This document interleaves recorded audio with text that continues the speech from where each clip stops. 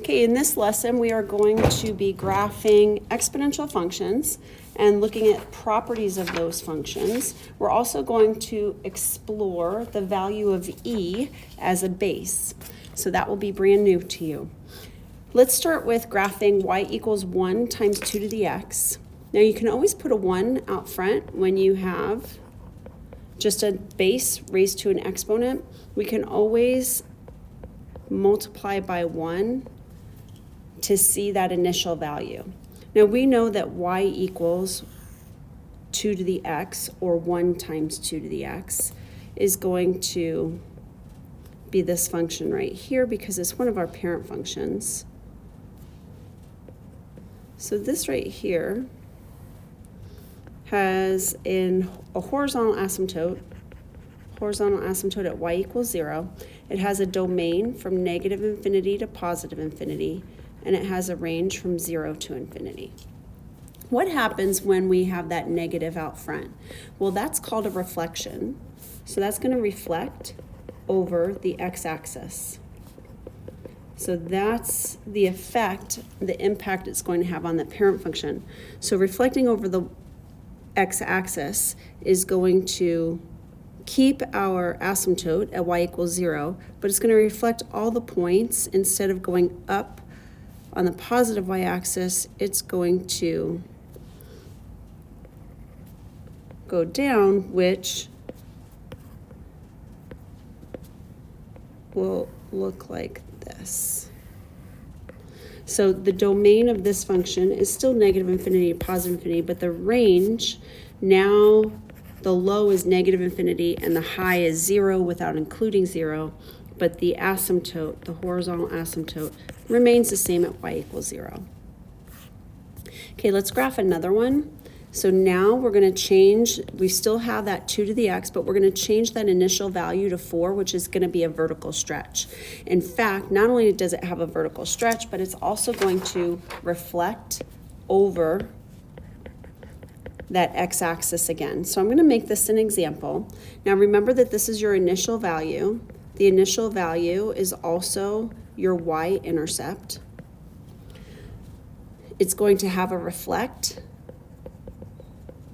over the x-axis. So we expect this to look more like, I'm going to turn the page, it's going to look more like this blue function than it is going to be the gray function because of that reflect over the x-axis.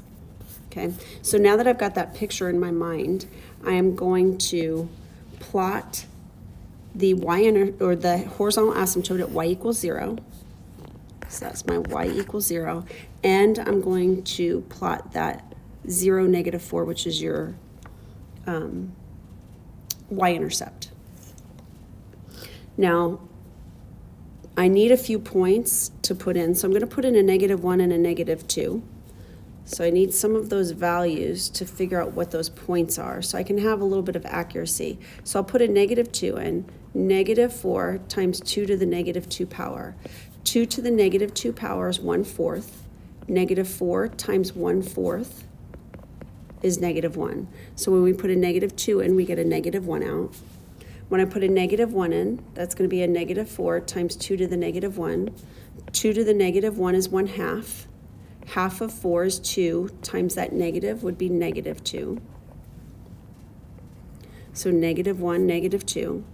Then when we put a 1 in, we'll have negative 4 times 2 to the first power, which is negative 8. And that's about as far as we're going to get on this particular grid. So we'll connect those dots. And that's our graph. So our domain goes from negative infinity to positive infinity. Our range goes from negative infinity up to 0, and our horizontal asymptote is still at y equals 0. We do have a y-intercept that we can start labeling here using that initial value, 0, negative 4, and then also looking at the graph and seeing that when you do put a 0 in, 2 to the 0 power is 1, 1 times negative 4 is negative 4, and that's how we get 0, negative 4. Okay, you go ahead and try the next and see, make sure you press pause and then come back and see if you've got it right. Okay, welcome back. We've got a horizontal asymptote at y equals 0. we have got -1, -1/3, 0, -1, 1, -3, and 2, -9. And that's because this negative is not attached to the base, so that would be the same as -1 times 3 to the x power.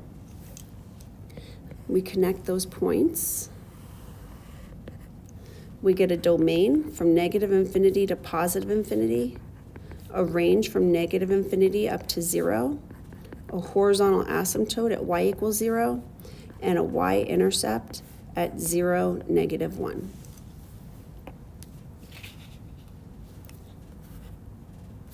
Okay, with practice, you'll get better with the arithmetic. If you need to use your calculator to multiply some numbers together, that's fine. We want to try and graph these by hand though, so utilizing your calculator as a basic calculator can help you graph these functions by hand. Okay, translating y equals 8 to the 8 times 1/2 to the x. Translating this to become this. So translating this parent function, we'll call this our parent function. This is going to be our parent function. Translating that to become this function includes some translations. We're going to be shifting left 2 units and up 3 units. Now shifting up and down is going to impact that horizontal asymptote. Shifting up and down will move the horizontal asymptote. So let's plot y equals 8 times 1/2 raised to the x power. That's going to be the parent. So the parent has a y-intercept of 8, so 0, 8. When I put a 1 in, I get a 4 out. When I put a 2 in, I get a 2 out. When I put a 3 in, I get a 1 out. So here's that parent, and it does have a horizontal asymptote at y equals 0. Now, moving this entire graph, I'm going to try and move this. Moving this entire graph left 2 and up 3 is going to have that impact. Okay. Let's undo that move if I can here.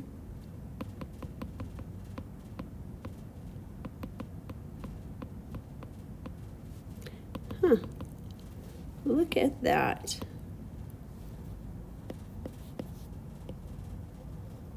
I have to erase it. I think I overwhelmed the program. Okay.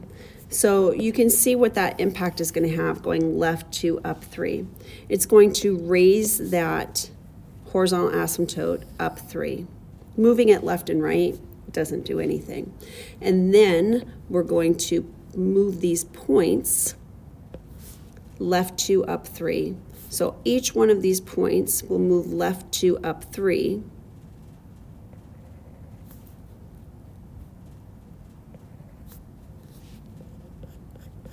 And we're going to approach that green highlighted y equals 3. So this right here, this final function has a domain of -infinity to +infinity, a range of 3 to infinity, a horizontal asymptote at y equals 3, and then I can see that the y-intercept is 1, 2, 3, 4, 5. So that translation impacted the y-intercept. So it's no longer 8. That 8 got shifted and it became this point. So something else ends up taking its place for the y-intercept. Okay. Now, a couple of things to remember here is that the asymptote, which is horizontal, comes from the outside number that you're adding or subtracting. If you add, then you're going to be going up, and if you subtract, you're going to be going down. So I'm going to get my highlighter here. I'm going to try and color code this. This is in purple. So it's that outside number. So that outside number impacted that horizontal asymptote. Another thing to keep in mind is that the x-intercept depends on, not the y-intercept, the x-intercept, x comma 0, depends on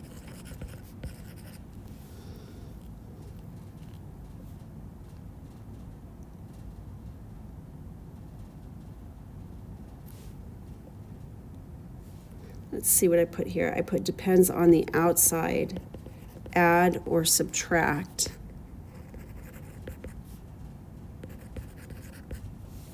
Because, yeah, so this is what I want to explain. Because there is no x-intercept. Let's go back to the parent function. There is no x-intercept on that parent function because the horizontal asymptote. So if we shift that horizontal asymptote up and we don't have any reflections, we're still not going to have an x-intercept.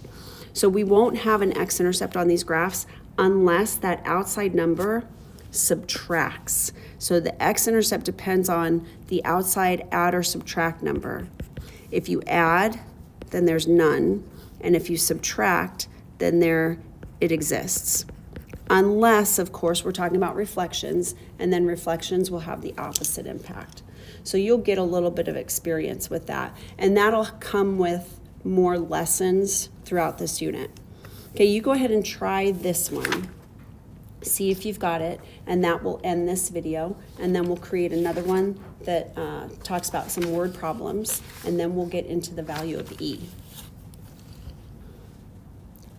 Okay, if you didn't press pause, be sure to press pause right now and try this problem. Otherwise, welcome back. We have a horizontal asymptote at y equals -5.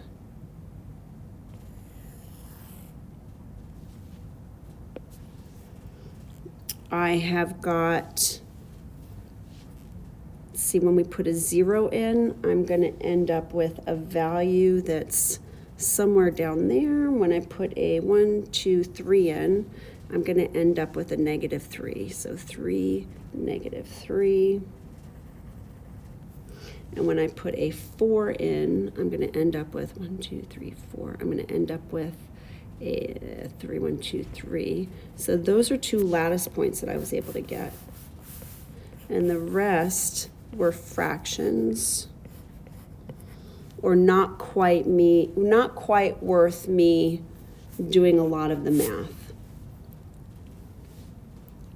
So those were the values that I got. So that's what your graph should look like. I'd be looking for these 2 points ultimately, along with the horizontal asymptote, and then along with your domain being -infinity to +infinity, the range being -5 to infinity, the horizontal asymptote at y equals -5. We have x and y intercepts, but we'll talk more about finding those algebraically in later units or later lessons. So in the next video, we will be addressing some word problems.